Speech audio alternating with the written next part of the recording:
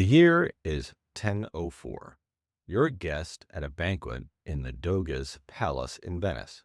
The table is loaded with food. Everyone around you is eating the way people have always eaten: fingers, knives, hands, the way God intended, the way every civilized person does. Then you notice her, the new bride, a Greek princess from Constantinople, brought here to marry the Doge's son. She isn't using her hands. A eunuch has cut her food into tiny pieces, and now she's lifting each one to her lips with a small golden instrument, two thin prongs at the end of a delicate handle. You've never seen anything like it. Neither had Venice. And for decades after, long after she was gone, churchmen were still writing about what she did at that table, called it disgusting vanity, the offense against God. And when she died of plague, the story that survived her said it plainly: divine punishment for using a fork. I'm Aiden Thomas of Hidden History, and this is the story of how we stopped using our hands at the dinner table. This is the history of the fork. The fork isn't new, it's ancient. Archaeologists found bone forks in Gansu province in China dating back to 2400 BC, more than 4,000 years ago. Ancient Egypt used large forks as cooking tools for lifting meat off of a fire. The Greeks used two-tined serving forks. The Romans had fork-like implements for shellfish. The fork existed for thousands of years before anyone thought to bring it to the dinner table. And there's a reason for that. Eating with your hands wasn't primitive. It was normal, intimate. In medieval Europe, you washed your hands before eating, cut your food with a knife, and used your fingers. You were considered perfectly civilized. The fork was cold, mechanical, unnecessary. But here's what most people miss. The story of the fork isn't really about a utensil. It's about power, status, and who gets to decide what civilized really means. Her name was Maria Arjuporlia, niece of the Byzantine Emperor Basil II. She'd been raised in the Byzantine court, a world of ceremony, ritual, extraordinary refinement. In Constantinople, dining was an art form. Food was cut by attendants. Crystal glassware caught the candlelight. Meals were served in courses. When she arrived in Venice in 1004, she brought that world with her. The Venetians were practical people, maritime traders, builders. They looked at this Greek princess who refused to wash in public baths, who had rainwater collected for her personal use, who centered her chambers with wild thyme, and they thought, excessive, foreign, affected. And the fork? Maria died of plague in 1005, barely a year after arriving in Venice. And here's what tells you everything about how deep the scandal ran. The outrage outlived her by half a century. Decades after her death, St. Peter Damon, one of the most influential church figures in Europe, a man who was a small child when Maria arrived in Venice, was still writing about her. He called her use of the fork an excessive delicacy, an offense against nature. God gave us fingers for a reason. And her death? Divine punishment for the arrogance of using a golden instrument instead of God-given fingers. The church condemned a woman decades after she died for not eating with her hands. The tale was retold for centuries. It got so tangled in the retelling that chroniclers even confused her with a second Byzantine princess who arrived 70 years later and condemned her for the same crime, always with the same moral. The fork was devilish, the shape of the devil's own pitchfork. And so Europe went back to eating with its hands for 400 years. While Europe was condemning a princess for her fork, something extraordinary was already happening in Al-Andalus, what is now southern Spain.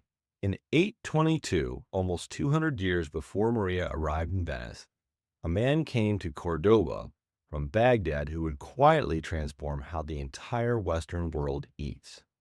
His name was Arabi. Born Abdul Hassan Ali ibn Nafi, educated at the Abbasid court, he was, according to the chroniclers who recorded his life, a genius of staggering breadth. His name means blackbird. Some say for his dark complexion, some say for his beautiful voice. He was the first to bring the lute to Spain, the instrument that would eventually become the guitar. He founded what may have been the first music conservatory in history. He introduced seasonal fashion, the idea that you dress differently in summer and winter. The chronicles even credit him with an early toothpaste, an early deodorant. Now, historians will tell you that the sources on Ziryab were written centuries after his death, and legends grew around him the way they grow around every extraordinary figure. But the core of the story holds, and at the table, this is where it gets interesting. Ziryab looked at the way his hosts ate and saw chaos. Food piled on a single plate. Everyone sharing from communal bowls. No sequence, no structure, no presentation. So he reinvented the dining experience from the ground up. He's credited with the three-course meal. Soup first, then meat or fish, then a sweet dessert. He introduced the tablecloth, leather covers over hard wooden chairs, later replaced with fine fabric. He replaced heavy gold goblets with delicate crystal glassware that glinted in the light and showed the color of what was inside. He brought structured etiquette, polite conversation, proper sequencing, the idea that presentation was part of the experience. His innovations spread through Al-Andalus, and from there, slowly over the following centuries, they seeped into France, into England, across Europe. But here's the part that nobody talks about. When Catherine de' Medici married into the French royal court in 1533 and supposedly civilized French dining, the civilization she was introducing had already been shaped, at least in part, by a polymath from Baghdad who died 700 years before she was born. Ziryab doesn't appear in French history books. He doesn't get a chapter in the story of European table manners. But the three-course meal, that structure, that sequence traces back to him. So, how did the fork actually come back? Pasta. In the early 1300s, one of the first cookbooks to point diners towards a pronged instrument did so for one specific reason: picking up lasagna. The Liberty Coquina, written for the Angevin royal court of Naples, instructed diners to lift the slippery, boiling hot sheets from the plate with a pointed instrument, because there was no other way to do it gracefully. Italy noticed. Pasta and the fork seemed made for one another, food historian B. Wilson writes. Having found the fork useful for noodles, Italians started using it for everything else. By the 15th century, dinner forks appeared regularly in Italian cookbooks. Still luxury items, silver or gold, owned by the wealthy, but no longer scandalous. They were status symbols. If you had a fork, you had taste. Then, in 1533, so the story goes, Catherine de' Medici brought ornate silver forks from Florence to the French royal court when she married the future Henry II. Historians now say the French court had already met the fork through its Italian campaigns. But the legend stuck to Catherine, and France, always attentive to elegance, paid attention. But the rest of Europe, still mostly eating with their hands.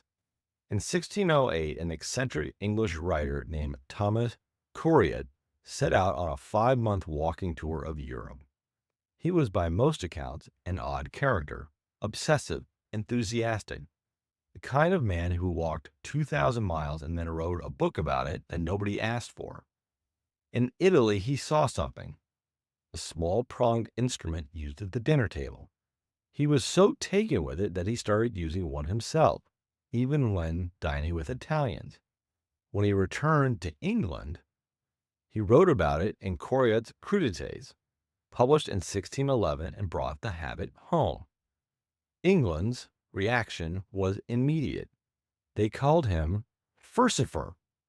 On the surface, it's Latin for fork bearer, But here's the joke inside the joke. Furcifer was already an ancient Roman insult.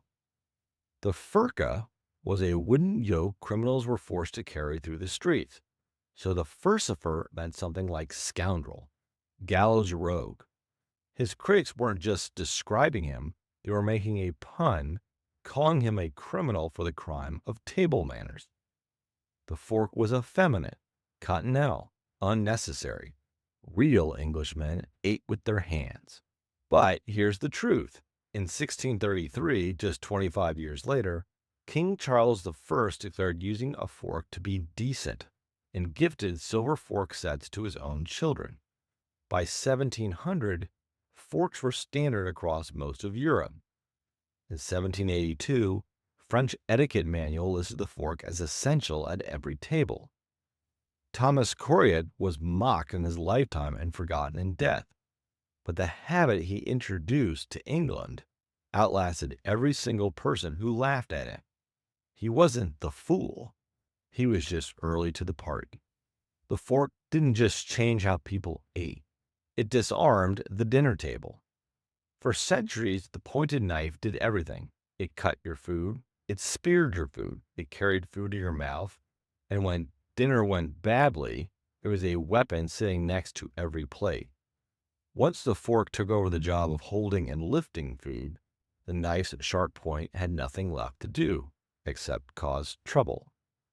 In the 1630s, Cardinal Richelieu, the most powerful man in France, reportedly got so disgusted watching dinner guests pick their teeth with their knife points that he ordered his cutlery ground down, rounded, blunt.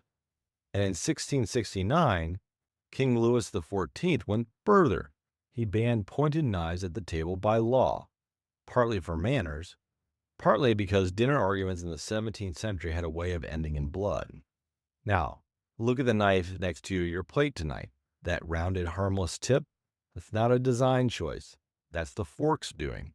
The fork made the knife safe for polite dinner conversation. America came to the fork late and reluctantly. In colonial America, forks existed, but primarily for serving or for holding meat still while you cut it. When it came to actually eating, colonists used their knife points or their fingers. British taxes made forks expensive, and American colonists viewed them as symbols of European excess. It wasn't until after the American Revolution, free at last from British trade restrictions, that table forks became widely used in the new republic. The design was still evolving. The original table fork had two long prongs. Food kept slipping through. Over the 1700s, curved multi-tine designs emerged that held food far more securely. Someone did attempt a 5-tine design. Food historian B. Wilson notes it was tried and abandoned. Too much metal for the human mouth to hold. 4 tines, that was the number, standard everywhere by the early 1800s. And then the Victorians arrived. The Victorians became obsessed with specialization. If you could eat it, there should be a special fork for it. By the height of Victorian dining culture, a formal table setting might include dedicated forks for fish, salad, oysters, lobster, snails, strawberries, pastry, and ice cream. Yes, there was a specific fork for ice cream. The basic rule of Western table manners in the 19th century, if in doubt, use a fork. The instrument that got a princess condemned to hell by the church had become the default symbol of civilization. And one more thing. If you're an American, watch your own hands at dinner tonight. You cut your food with the fork in your left hand, then you put the knife down, switch the fork to your right, and eat. Cut, switch, cut, switch. Europeans don't do that. They keep the fork in the left hand the whole time, tines down, and they find the American switch completely baffling. But here's the twist. The cut and switch was originally the height of French sophistication. Americans copied it from Europe because it was elegant. Then around the 1850s, France moved on to the smoother continental style, and nobody told America. So if you eat the American way, you're not eating wrong. You're eating like an 18th century French aristocrat. And after all that, after 4,000 years after a princess was condemned and an Englishman was mocked, after the Victorians invented a fork for ice cream, what was the great utensil innovation of the modern age? The spork. Patented in America in the 1870s, perfected in plastic in the 20th century, after centuries of splitting the fork into ever more specialized forms, we turned around and smashed it back together with the spoon. 4,000 years of refinement, and we ended up with one piece of plastic that does everything badly. Somewhere, the Victorians are weeping into their strawberry forks. Think about what the little object actually carries. 4,000 years of history, the cooking pits of Bronze Age China, the banquet halls of Byzantine, the Moorish courts of Cordoba, the pasta kitchens of medieval Naples, the ridicule of an English eccentric who turned out to be completely right. And at the center of it all, a woman who just wanted to eat her meal without using her hands, who was condemned by the church, whose death was called divine punishment. She didn't know she was changing the world. She just had a fork. I hope you enjoyed today's episode of Hidden History. If so, hit that subscribe button, give us a hype, subscribe to our email, like the video, and comment below on another episode you'd like to see. Next week, we're uncovering the hidden history behind another invention you look through almost every day, and sometimes you touch on your iPhone. Next week, we're uncovering the hidden history of glass. Now, take a look around. History is everywhere.